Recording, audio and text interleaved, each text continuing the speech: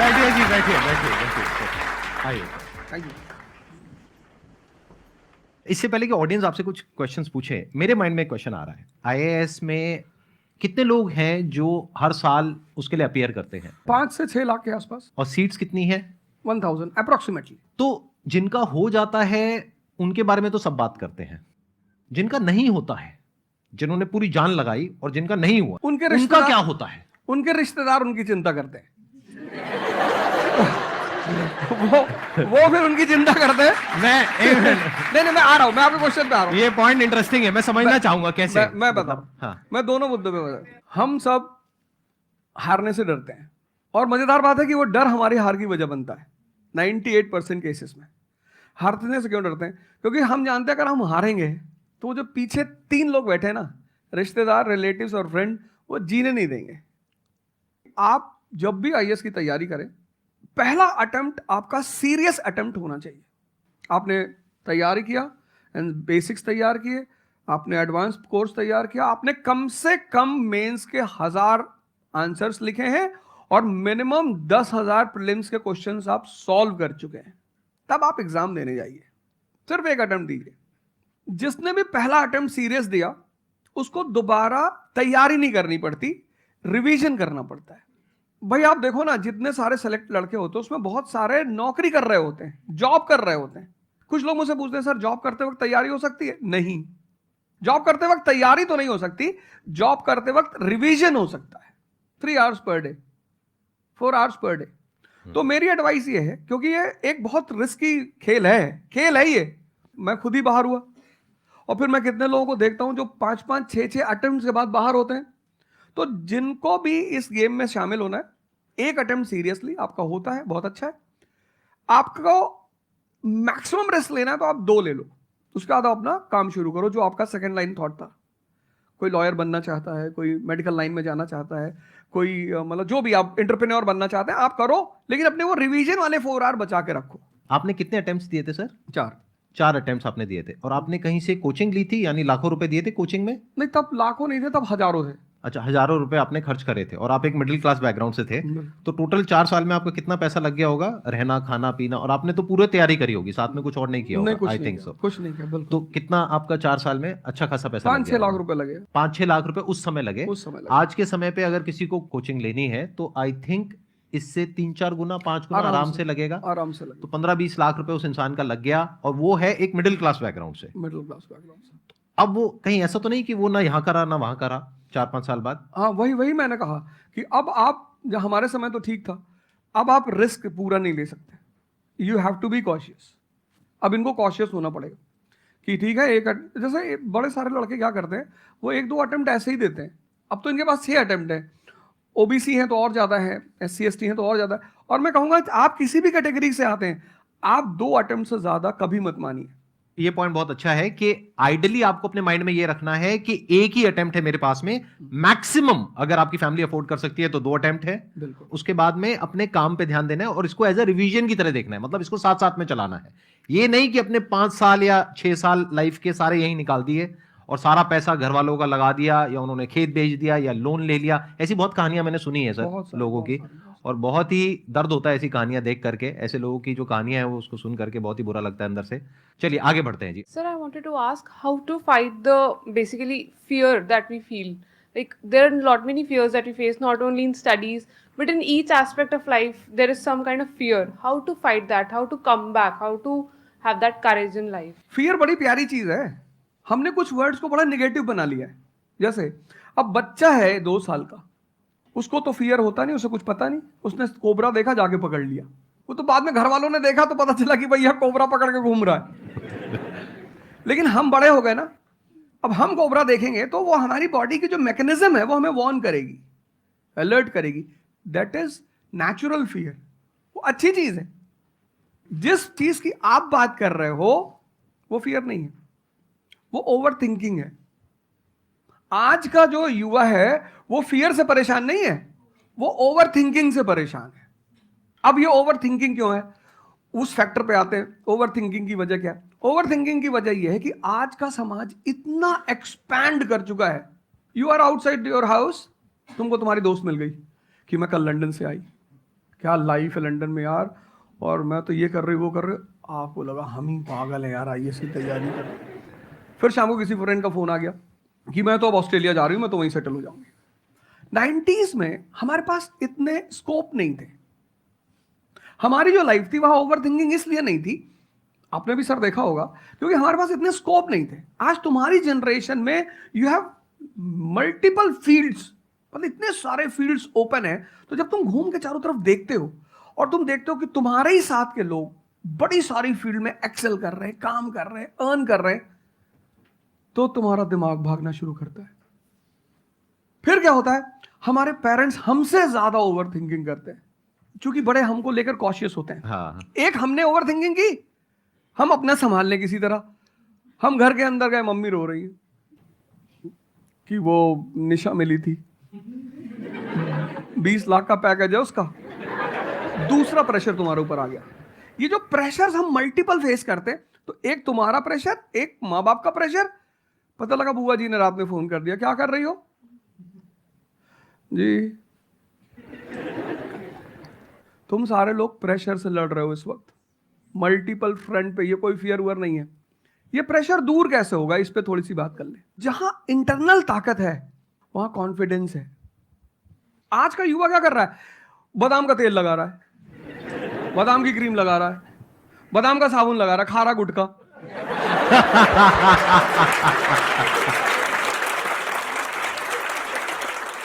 आप लोगों को चूंकि हर तरफ प्रेशर झेलना है, तो प्रेशर झेलने का सबसे अच्छा तरीका होता है इंटरनल पावर।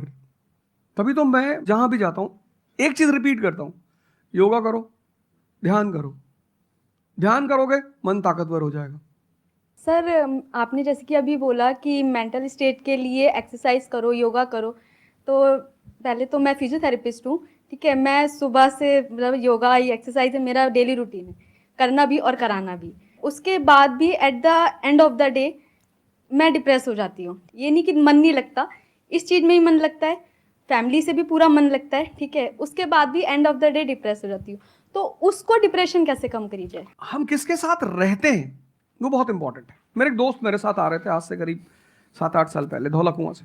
रात का टाइम था और हम दोनों, मैं गाड़ी चला रहा था, हम इंडिया गेट के सामने से निकले तो उन्होंने मुझसे कहा कि अब हम बुढ़े हो गए हैं। मैंने गाड़ी रोकी, मैंने कहा उतरो।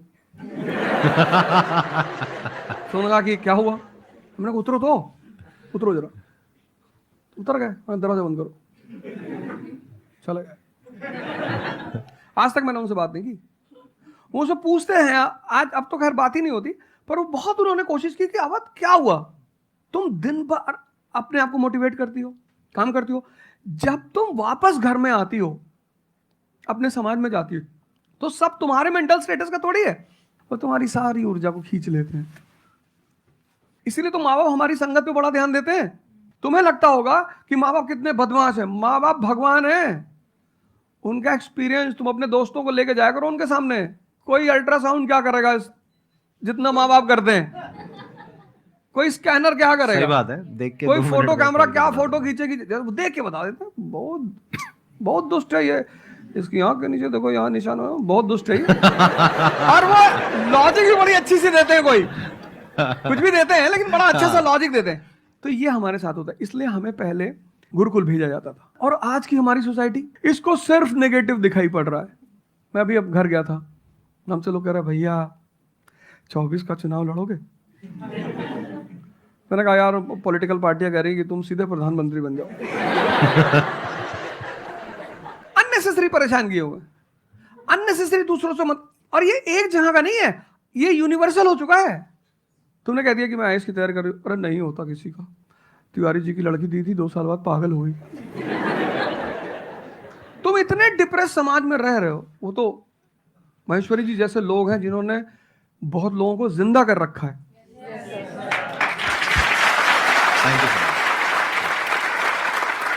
जब आपको कोई सहारा नहीं होता, आपने टाइप किया संदीप महेश्वरी, एक वीडियो आ गया, आप रिलैक्स हो गए। जब आप इन्हें सुनते हो तो आपका टेम्परेचर हाई होता है। तो एक ही आदमी को आप सुनते हो ना जिससे टेम्परेचर हाई हुआ, हमको सुन लिया कुछ ज्यादा ही हाई हो गया। लेकिन 2 लोगों को छोड़ दो, 3 लोगों को छोड़ दो, 4 लोगों को, ऐसे 10-12 लोग हिंदुस्तान में है, पॉपुलेशन 1 बिलियन 50 करोड़। तो तुम 10 लोगों को सुनो और बाकी जो तुम्हारे साथ 500 जुड़े हैं वो तुम्हें तो नीचे ही ले जा रहे हैं। इससे बचो, अपनी सर्कल को थोड़ा सा रिजर्व करो। तुम किससे बात करते हो, कौन सा लिटरेचर पढ़ते हो, लिटरेचर पर ध्यान दो। जैसे मैं रश्मिरथ पढ़ता रहता हूं, खाली हुआ प्रसादों के कनकाब शिखर होते कबूतरों के ही घर। ये जो बड़े बड़े मकान है, कभी किसी बाज को यहां रहते हुए देखा?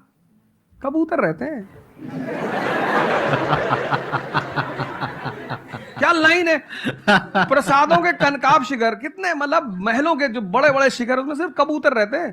प्रसादों के कनकाब शिखर होते कबूतरों के ही घर, महलों में गरुड़ न रहता है, कंचन पर कभी न सोता। कंचन मतलब सोना। लग्जरी नहीं चाहिए।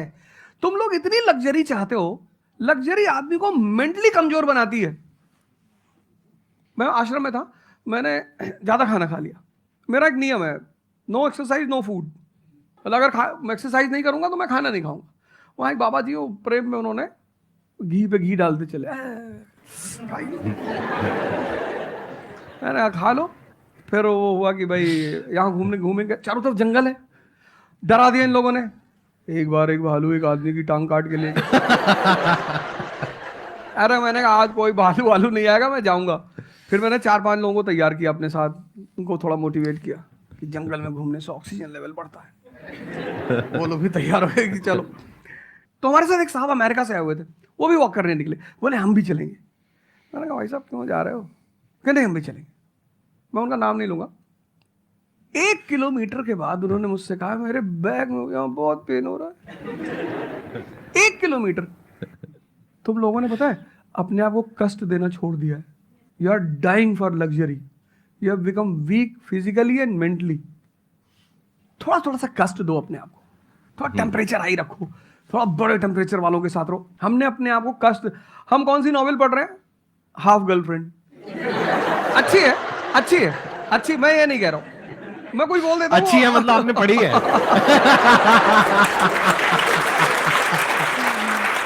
नहीं फिर कोई पकड़ निकाल लेगा, कोई वो क्लिपिंग निकाल लेगा, ओ गाली दे रहे थे।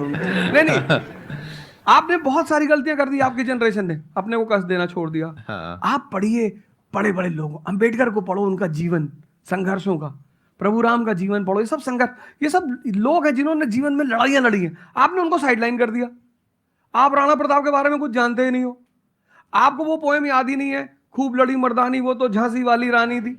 आपको तो एक चीज बता दी, twinkle twinkle how I wonder. आप वंडर किए जा रहे हो पूरी जिंदगी में। आपने कहा कि पूरे दिन मैं अपना काम करती हूँ, दैट इज फिजियोथेरेपी जो आप करते हैं, और शाम तक आते आते आपको थोड़ा सा डिप्रेस फील होता है, Yes. थोड़ा सा डाउन फील होता है, तो उसके पीछे क्या रीजन है आप बताइए। जैसे कि मैं बाकी पेशेंट्स देखती हूँ पूरा दिन में, हाँ हाँ बट जब मैं घर पे आती हूँ तो मैं अपने मम्मी पापा को देखती हूँ, ठीक है। जो मैं उनको कहती हूँ कि आपको ये एक्सरसाइज करनी है, ये करना है, आपके लिए ये ज़रूरी है, वो ये नहीं करते। तो फिर वो मुझे डिप्रेस होता है कि मैं जब सबको सही करती हूँ और मैं अपने घर में ही सही नहीं कर पा रही। आप सबको सही नहीं करते हो, आप उन लोगों को सही करते हो जो आपके पास आते हैं। हाँ एग्जैक्टली। तो अगर आपके पेरेंट्स सही नहीं होना चाहते हैं तो उनको कौन सही करेगा? बेसिकली हमारी प्रॉब्लम क्या है कि जो नहीं करना चाहता उसको भी करवाना चाहते हैं। एग्जैक्टली। फॉर एग्जाम्पल, आप में से यहाँ पे कुछ लोग बैठे हैं और बैठे हैं जो कहते हैं कि भाई आप कुछ भी बोल दो, हम तो जैसे थे वैसे ही रहेंगे, उखाड़ लो जो उखाड़ सकते हो, आप अकेले आ जाओ, आप साथ में ओझा सर को ले आओ, आप 10 को ले आओ, हम तो नहीं बदलने वाले। उनका कोई कुछ कर सकता है? समझ गए? तो यहाँ पे किसका एक्चुअल में किसकी लाइफ बदलने वाली है? यहाँ पर हो सकता है कुछ साल बाद आप ही में से कोई यहाँ पर बैठा होगा, बट वो इंसान कौन होगा? जो खुद अंदर से बदलना चाहता है ना। Yes sir, thank you sir. Please have a seat, बैठिए। मेरा संदीप सर से ये क्वेश्चन है कि जैसे हम लोग जब आपकी वीडियोस देखते हैं तो हम लोग मोटिवेटेड हो जाता है कि हम लोगों को गवर्नमेंट से या फिर इन सब फील्ड्स में छोड़ के अपना कुछ स्टार्ट करना चाहिए जिससे देश में एंटरप्रेन्योर्स या फिर जॉब्स बढ़े। फिर हम लोग देखते हैं आप लोगों को कि भाई यूपीएससी में एक ऐसी पावर होती है जो हम करना चाहते हैं वहाँ पे हमको डायरेक्ट पावर मिलती है। जैसे कि मैं अगर एजुकेशन के फील्ड में कुछ अच्छा करना चाहती हूँ तो मेरे पास डायरेक्ट पावर होती है कि हम लोग वहाँ से कर सकते हैं। तो मैं ऐसा, मेरे पास ये क्वेश्चन फिर मतलब दोनों में कॉन्ट्राडिक्शन चलता रहता है। ना कॉन्ट्रडिक्शन नहीं चल रहा है ये। इसे कॉन्ट्रडिक्शन नहीं कहते, इसे कंफ्यूजन कहते हैं। मतलब एक गोल होता है ना, या फिर एक मतलब हमारे पास एक टारगेट होता है कि हम ये काम करने के लिए यूपीएससी में जा रहे हैं, नहीं, सरकार जो कहेगी वो करना है। हाँ, I was about to say that. आपका क्या गोल है? आप क्यों कर और आप आपका नेता क्या थोड़ी target है, आपकी पार्टी का मैनिफेस्टो थोड़ी है, घोषणा पत्र। आप एक राजपत्रित अधिकारी हैं, गेजेटेड ऑफिसर। आपका जो मिनिस्टर होगा फोन मिलेगा, मैडम जी हाँ ये कस्तूरबा गांधी प्लान में अभी तक कितना काम हुआ? जी sir, I give the review in the evening sir. Okay, thank you, ठीक है मैडम, बाय, खत्म। सो आपका कहने का मतलब है कि जो सिविल सर्वेंट बनते हैं या आईएएस ऑफिसर बनते हैं उनके पास कोई पावर नहीं होती? पावर होती है जब तक जनता अपनी पावर नहीं समझती। आज की डेट में इस देश में पावरफुल कौन है? जनता। We the people of India solemnly resolve. Yes sir. ये जनता बेचारी पावर जानती है तो डीएम का ऑफिस में चले जाते, हुजूर इसको बेचारे को बताएं, नेता देखा, मेंबर ऑफ पार्लियामेंट देखा, क्या पैर छू लिए, तेरे फूफा है? नहीं भैया नहीं भैया, सांसद जी हैं। सांसद जी है तो क्यों पैर छू रहा है? तो पावर इस असलियत में इस देश की जनता के पास है। क्योंकि वो जानती नहीं है, इसलिए तुमको इनके पास इनको काम करने का अधिकार है। ये है the right to work, the right to implement. लेकिन चूंकि जनता अपने अधिकार को नहीं जानती तो तुम्हें दूर से दिखाई पड़ता है कि आप बेटा कंफ्यूजन से बाहर आओ, ठीक है? और ग्लैमर मत देखो। आप बेसिकली पावर नहीं देख रहे हो, आप ग्लैमर देख रहे हो। आपको जो करना है उसको डिसाइड कर लो आप, और उस रास्ते पे आगे बढ़ो कि आप कल किसी भी फील्ड के मुकेश अंबानी बन जाओ, अडानी बन जाओ, वॉरेन बफेट बन जाओ, बिल गेट्स बन जाओ। इस रास्ते पे जाओ। Thank you sir. मैं यहाँ पे थोड़ा सा ऐड करता हूँ कि जो आपने बोला ना कि ये कॉन्ट्रडिक्शन है, सबसे पहले तो जो सर ने बोला कि ये कोई कॉन्ट्रडिक्शन नहीं है, ये कंफ्यूजन है, बिल्कुल सही बात है। अब कंफ्यूजन क्या है, उसकी जड़ क्या है? आप क्या कर रहे हो? आप बस हम लोगों की बातें सुन रहे हो। यहां से मैंने कुछ बोला, इन्होंने कुछ बोला, दोनों अलग अलग स्टैंड पॉइंट है। मतलब इस दुनिया में आर्ट्स भी है, साइंस भी है, कॉमर्स भी है। अब आप कहोगे अब तीनों में कॉन्ट्रडिक्शन है। अरे कॉन्ट्रडिक्शन नहीं है, अलग अलग लोगों के लिए अलग अलग स्ट्रीम्स है। डिपेंड्स अपॉन कि आपकी प्रेफरेंस क्या है, आपकी प्रायोरिटीज क्या है। तो आपको तीन चीजें देखनी पड़ेंगी, एक अपना पास्ट, अपना प्रेजेंट और अपना फ्यूचर।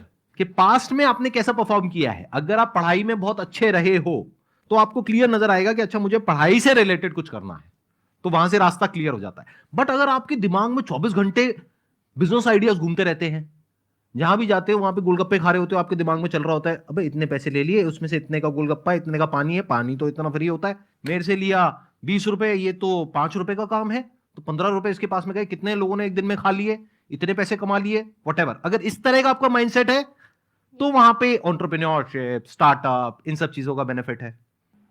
तो हर रास्ता हर एक के लिए नहीं होता है। तो ये आपको कैसे समझ आएगा? अपने पास्ट को देख करके। दूसरा, अपने प्रेजेंट को देखो कि आपके पास में क्या रिसोर्सेज हैं। सोचने से क्या होता है, आपको ये भी तो देखना पड़ेगा आपके पास में क्या रिसोर्सेज हैं। उसके बेस पर आप सोच सकते हो ना। कल को आप कहो कि मैं एक टेलीकॉम कंपनी लॉन्च करूंगी जो कि जियो को कंपटीशन देगी, ठीक है, सोच लो। कुछ नहीं होगा। क्या है पीछे, बैकग्राउंड क्या है, आपके पास में क्या रिसोर्सेज है, how are you going to compete. तो आप फालतू में कुछ भी सोच रहे हो ना। तो यहां पे कॉन्ट्रडिक्शन क्या है, कंफ्यूजन क्या है? कुछ भी नहीं। तो जब आपके रिसोर्सेज ही आपको अलाउ नहीं कर रहे वो करने के लिए, तो सोच क्यों रहे हो? तीसरा, फ्यूचर में आप अपने लिए कैसी लाइफ चाहते हो? जैसे सर ने कहा कि पावर नहीं मिलती है वहां पे सर्व करना होता है। इस गलतफहमी से बाहर आ जाओ कि वहां पे पावर मिल जाएगी। पावर तो पूरी की पूरी एक हिरार्की है, जिस हिरार्की में टॉप पर पब्लिक बैठी है एक्चुअल में, वो हमें पता ही नहीं है। हमारे हाथ में पावर है, किसको वोट करना है, किसको पावर में लेकर के आना है। फिर उनकी पावर के अकॉर्डिंग आगे पावर का डिस्ट्रीब्यूशन होता है, पॉलिसीज का डिस्ट्रीब्यूशन होता है, फिर उसको इंप्लीमेंट करना होता है। तो आपको देखना है कि आपको एग्जैक्टली लाइफ में चाहिए क्या है। कि अगर आपका माइंड है बहुत ज्यादा क्रिएटिव, कि आपको हमेशा दिमाग में आइडियाज घूमते रहते हैं कि कुछ अजीब करना है, कुछ अलग करना है, ये करना है, वो करना है, तो फिर वो रास्ता आपके लिए नहीं है। क्योंकि वहां पे आपके पास में पावर नहीं है, रिस्पॉन्सिबिलिटी है। But once you go in the entrepreneurship space, वहां पे रिस्पॉन्सिबिलिटी नहीं है, वहां पे पावर है, क्रिएटिविटी। Power to create. अब आपको देखना है कि एट द एज ऑफ 42, 48 आप किसके जैसा बनना चाहते हो। अगर एक टीचर बनना चाहते हो तो ये रास्ता है। उसके अलावा जिन्होंने यूपीएससी को क्रैक किया है उन लोगों का आप लाइफस्टाइल देख सकते हो। वैसे बनना चाहते हो, बहुत बढ़िया। मेरे जैसा बनना चाहते हो, बहुत बढ़िया। किसी और के जैसा बनना चाहते हो, बहुत बढ़िया। बट किस बेस पर? अपनी पर्सनालिटी को देखो ना, क्या लाइन हो रहा है। सर एक्चुअली आपका सेशन देख के मैं पब्लिक स्पीकिंग सीख रहा हूँ। तो कॉन्फिडेंस बढ़ाने के लिए जो आसपास के स्कूल है ना, स्कूल क्लासेस जो है उनके पास मैं जाता हूँ बच्चों को थोड़ा सा ये करने के लिए। तो मैं जाके वहाँ पे रश्मि रथी सुनाता हूँ, मेरे को आती है थोड़ी थोड़ी। तो मैं वो सुनाता हूँ, छत्रपति शिवाजी महाराज के बारे में सुनाता हूँ। तो उन बच्चों का मैंने थोड़ा नोटिस किया, तो वो क्या कह रहे थे मुझे कि सर जो टीचर है अभी जो सिखा रहे हैं वो बस सब्जेक्ट के बारे में बताते हैं और बोरिंग तरीके से सिखाते हैं, ना कोई एक्स्ट्रा कुछ एक्टिविटी नहीं करवाते, कुछ नहीं करवाते। और जब ऐसा कोई एडिशनल गेस्ट आता है जो कुछ एडिशनल सिखाता है तो उनका माइंडसेट थोड़ा चेंज होता है कि सामने वाले टीचर से भी वो वही एक्सपेक्ट करते हैं। तो मुझे कभी कभी लगने लगा है कि मैं जाके गलत कर रहा हूँ या वो टीचर का, वो स्टूडेंट का देखने का नज़रिया बदल रहा है, तो वो वहीं से वो एक्सपेक्ट कर रहा है और उनका मन वहीं पे नहीं लग रहा है वो सब्जेक्ट में।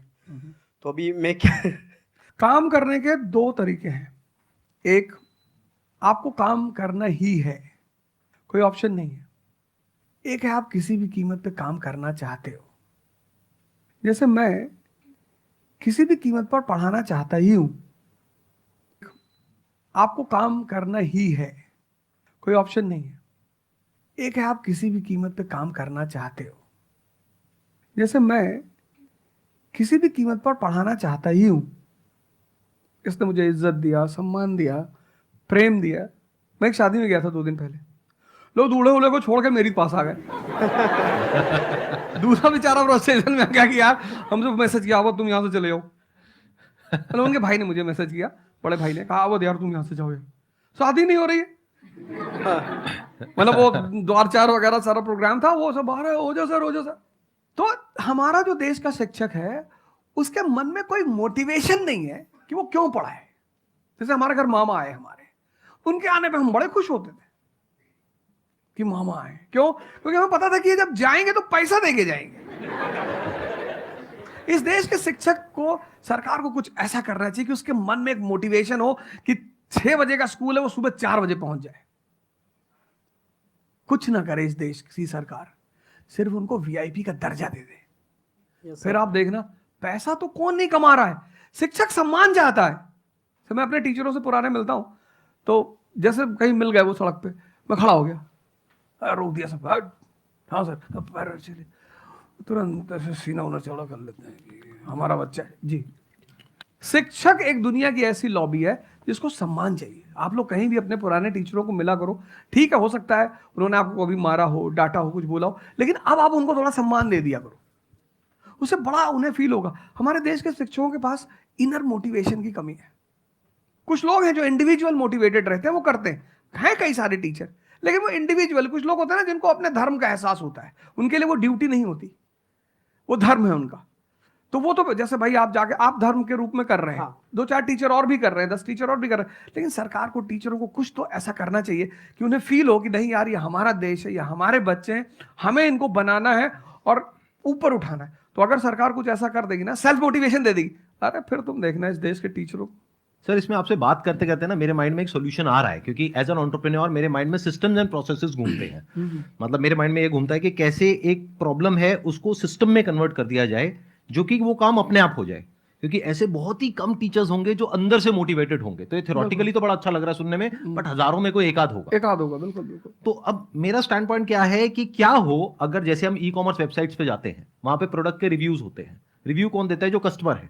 तो टीचर का रिव्यू कौन दे सकता है? जो बाहर बैठा है उस कमरे से, वो, या जो कमरे के अंदर बैठे हैं। तो अगर कुछ ऐसा सिस्टम हो जाए, एक ऐसा प्लेटफॉर्म बन जाए गवर्नमेंट का, जहां पे सारे टीचर्स लिस्टेड हो और based upon the number of reviews and the quality of reviews उनको रिवॉर्ड दिया जाए अच्छा, ऑटोमेटिकली। कि मतलब जो नंबर 1 पे आया उसकी सैलरी डबल, कि अगर उसकी 50,000 है तो 1 लाख। बहुत अच्छा सोल्यूशन। और जिसके इतने रिव्यूज आए, यानी जिसके 4 स्टार या उससे ऊपर आए, उनकी सैलरी सीधा डबल हो गई।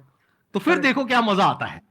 फिर हिस्ट्री पढ़ाने का जो स्टाइल है ना, वो सारे टीचर्स आएंगे अवध ओझा सर के चैनल पर और आकर के सीखेंगे भाई क्या कहानी है ये, ऐसे कैसे पढ़ाएं कि बच्चे दीवाने हो जाए।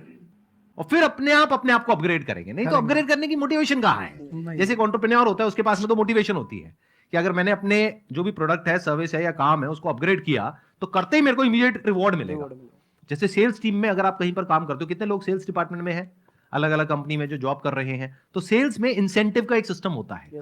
तो वहां पर क्लियर पता होता है कि मैंने ये टारगेट अचीव किया तो ये है।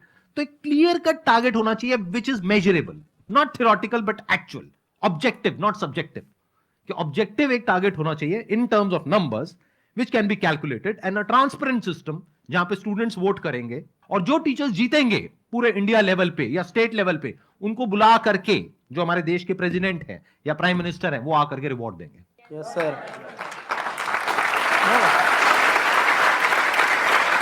Thank you so much sir, आने के लिए यहाँ पर दिल से धन्यवाद। मुझे बड़ा अच्छा लगा आपसे बात मुझे करके। बहुत अच्छा लगा यहाँ पे। Thank you sir.